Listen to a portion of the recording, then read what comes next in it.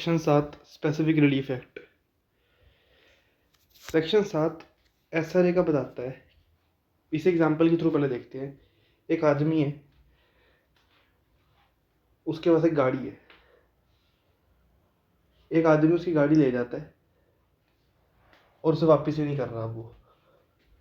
तो यहाँ पे जिसकी गाड़ी है वो सेक्शन 7 में सूट डाल सकता है, because section 7 says a person entitled, जिसकी गाड़ी है वो एंटाइटल्ड है। A person entitled to the possession, उसकी पोजेशन के लिए एंटाइटल्ड है। और स्पेसिफिक, वो गाड़ी स्पेसिफिक इन नेचर है कि उसकी वो पर्टिकुलर वो गाड़ी ले गया। स्पेसिफिक मूवेबल प्रॉपर्टी, गाड़ी मूवेबल प्रॉपर्टी है। May recover it in the manner जो सीपीसी में दे रखे है। तो जो सीपीसी में तरीका दे रखे है उसके हिसाब से वो अपनी गाड़ी रिकवर कर सकता है, उसे उसकी पोजेशन मिल जाएगी। अब एक बार देखते हैं स्पेसिफिक मूवेबल प्रॉपर्टी का क्या मतलब है।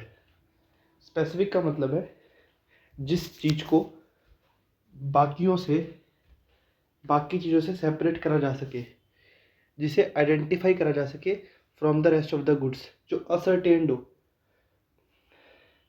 फॉर एग्जाम्पल, एक आदमी सेक्शन 7 में सूट नहीं डाल सकता कि ये जो क्रॉप है ये मेरी है। क्यों? क्योंकि क्रॉप को बाकी क्रॉप्स से अलग नहीं करा जा सकता। मतलब कैसे आइडेंटिफाई करोगे तुम कि तुम्हारी क्रॉप है? या फिर रिकवरी ऑफ मनी के लिए भी सेक्शन 7 का सूट नहीं डाल सकते, because money is not specific, it cannot be ascertained, it cannot be identified from the rest of the currency notes. तुम कैसे बोलोगे कि ये वाले पैसे मेरे ही हैं, या तुम कैसे बताओगे कि क्रॉप्स तुम्हारी हैं? हाँ, जो क्या कहते हैं, जो बैग ऑफ ग्रेन है, अब तुम्हारा कोई बैग ऑफ ग्रेन ले गया, ठीक है, तो तुम सूट डाल सकते हो सेक्शन 7 में कि भाई मुझे वो दिलवाओ, because I am entitled to its possession. पर तुम क्रॉप्स का या मनी के लिए तुम सेक्शन 7 का सूट नहीं डाल सकते, क्योंकि वो स्पेसिफिक नहीं है। It can not be identified from the goods. जो हमारा गाड़ी वाला एग्जांपल था, गाड़ी आराम से आइडेंटिफाई हो सकती है from the rest of the cars. भाई तुम्हारी गाड़ी थी वाइट कलर की होंडा सिटी, जिसका नंबर ये था, आराम से आइडेंटिफाई हो जाएगी। दूसरा, प्रॉपर्टी मूवेबल होनी चाहिए सेक्शन 7 के लिए, तो फिर इंसान रिकवर कर सकता है उस मैनर में जो सीपीसी में दे रखा है। अब सवाल ये उठता है कि सेक्शन 7 का सूट डाल कौन कौन सकता है? तो पहले तो ओनर डाल सकता है। जो हमारा एग्जांपल था गाड़ी वाला, उसमें वो बंदा ओनर था तो वो सूट डाल रहा था। दूसरा ट्रस्टी डाल सकता है। अब ट्रस्ट क्या होता है? देखो, ट्रस्ट में 3 लोग होते हैं। पहला ऑथर ऑफ ट्रस्ट, दूसरा ट्रस्टी, तीसरा बेनिफिशियरी। ऑथर ऑफ ट्रस्ट कौन होता है? जैसे फॉर एग्जांपल एक आदमी है जिसके पास मारुति की इको आती है ना, वो है। अब उसके पास वो काफ़ी टाइम से खड़ी हुई है, वो उसे यूज़ नहीं कर रहा, तो वो सोचता है मैं ट्रस्ट बना देता हूँ कि ये जो गाड़ी है इसे एज एन एम्बुलेंस यूज़ कर लिया करेंगे लोग। वो ट्रस्ट बना देता है कि इस गाड़ी को एम्बुलेंस की तरह लोग यूज़ कर लेंगे, किसी के काम आ जाएगी, यहाँ पे तो ख़राब हो रही है। अब ट्रस्ट वो बनाता है तो उस एक आदमी को वो ट्रस्टी बना देता है। ट्रस्टी का मतलब, जो ट्रस्टी है वो देखेगा कि भाई उस एम्बुलेंस का सही यूज़ हो रहा है या नहीं हो रहा, तो वो ट्रस्टी को वो गाड़ी सौंप देता है कि भाई इसे एज एन एम्बुलेंस यूज़ कर देना और लोगों का भला हो जाएगा। तो जिसकी प्रॉपर्टी थी, जो ओनर था, इसे ऑथर ऑफ ट्रस्ट कहते हैं, उसने अपना कॉन्फिडेंस रिपोज कर दिया, और ट्रस्टी ने कॉन्फिडेंस को उस एक्सेप्ट कर लिया। ठीक है, अब उस एम्बुलेंस को यूज़ करा जाएगा बेनिफिशियरीज के लिए। जो जो लोग उस एम्बुलेंस को यूज़ करेंगे वह बेनिफिशियरी होगा यहाँ पे।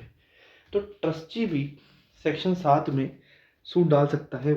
मान लो वो एम्बुलेंस को कोई ले गया उठा के, तो ट्रस्टी भी सूट डाल सकता है। जैसे पहले एग्जांपल में जो गाड़ी जब उसकी बंदा ले गया था, उसने सेक्शन 7 में केस डाला था, सूट डाला था, वैसे ही ट्रस्टी भी डाल सकता है अगर वो कोई एम्बुलेंस ले जाए उठा के ट्रस्टी के पास से।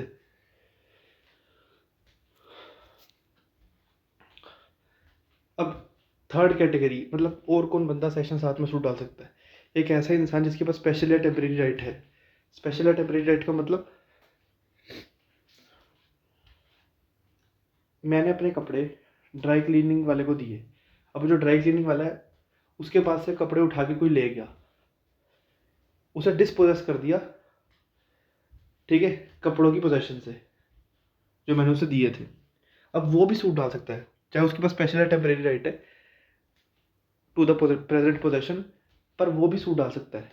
यहाँ पे वो ओनर नहीं है, बट ही हैज़ स्पेशल और टेम्परेरी राइट, और एक्सप्लेनेशन 2 इस चीज़ की परमिशन देती है कि भाई वो भी सूट डाल सकता है। अब यहाँ पे जो मैंने भी बताया कि भाई तुम्हारी गाड़ी को कोई उठा के ले गया, वो एम्बुलेंस को ट्रस्टी के पास से कोई ले गया, अब सवाल ये उठता है कि तुम्हारी अगर गाड़ी तुमसे कोई छीन के लेके जा रहा है तो क्या तुम अपनी गाड़ी को, अपने सामान को बचा नहीं सकते? तुम्हारे पास क्या right of private defence available नहीं है? तो इसका जवाब है बिल्कुल अवेलेबल है। सेक्शन 97 आईपीसी इस चीज़ की परमिशन देता है कि तुम्हारे पास राइट ऑफ प्राइवेट डिफेंस है और तुम अपनी प्रॉपर्टी को थेफ्ट से, रॉबरी से बचा सकते हो। पर यहाँ पे हमें सेक्शन 99 ऑफ आईपीसी को भी कंसीडर करना पड़ेगा, जो कि ये कहता है कि अगर पब्लिक अथॉरिटी को बुलाने का टाइम है तो पब्लिक अथॉरिटी को बुलाना है, you can not take law in your own hands. यहाँ जो सेक्शन 7 में जो सिचुएशन है ना कि तुम्हारी कोई गाड़ी ले गया, वो तब है कि जब तुम्हारी कोई गाड़ी मतलब इस तरीके से समझो कि अगर तुम गाड़ी के पास खड़े हो या गाड़ी में बैठे हुए हो, तुम्हें कुछ ज़बरदस्ती निकाल रहा है बाहर पीट पीट के, तो तुम obviously right of private defence तुम्हारे पास अवेलेबल है। तो ये नहीं है कि वो तुम्हारी गाड़ी लेके जा रहा है जा रहा है जा रहा है जा रहा है, उसका तुमने सिविल सूट डाल रहे हो। वहाँ पे सिचुएशन नहीं है। ये सिचुएशन तब मान लो जैसे किसी दोस्त वोस्त को दे दी, ठीक है, अब उसके पास पड़ी हुई है गाड़ी, अब तुम उसे नहीं पीट सकते। क्यों? क्योंकि तुम्हारे पास recourse to public authority section 99 IPC वाली बात आ जाती है कि जब तुम पब्लिक अथॉरिटी को बुला सकते हो तो उन्हें बताओ। तो वह पब्लिक अथॉरिटी वाली बात हो गई। सेक्शन 7 में सिविल सूट डाल रहे हो, सिविल सूट जाएगा कोर्ट में, वो पब्लिक अथॉरिटीज़ है, तो तब ये वाली सिचुएशन होती है। इसका मतलब ये बिल्कुल भी नहीं है कि तुम्हारी अगर कोई गाड़ी तुमसे लेके जा रहा है, खींच के जा रहा है, तो तुम अपनी चीज़ नहीं बचा सकते। बिल्कुल बचा सकते हो, सेक्शन 97 परमिशन देता है। पर सेक्शन 99 ये भी कहता है कि जब टाइम है पब्लिक अथॉरिटी को बुलाने का तो पब्लिक अथॉरिटी को बुलाओ। इसलिए केस टू केस वैरी करेगा। अगर भाई तुम्हारी कोई चीज़ लेके बैठा हुआ है काफ़ी टाइम से, तो तुम नहीं उसे पीट सकते कि तुम उसके घर पे गए, उससे गाड़ी छीन के लाए, उसे मार पीट के, तो तुम्हें सेक्शन 7 में सूट डालना पड़ेगा। अब जो तुम प्लेंट तैयार करोगे, सेक्शन 7 में सिविल सूट डालना है तो प्लेंट बनानी पड़ेगी। तो जो प्लेंट बनाओगे उसमें पर्टिकुलर्स जो होंगे वो होंगे form number 32 schedule 1 appendix A of CPC के हिसाब से, और जो जजमेंट आएगी वो ऑर्डर 20 रूल 10 ऑफ सीपीसी के हिसाब से आएगी। Thank you.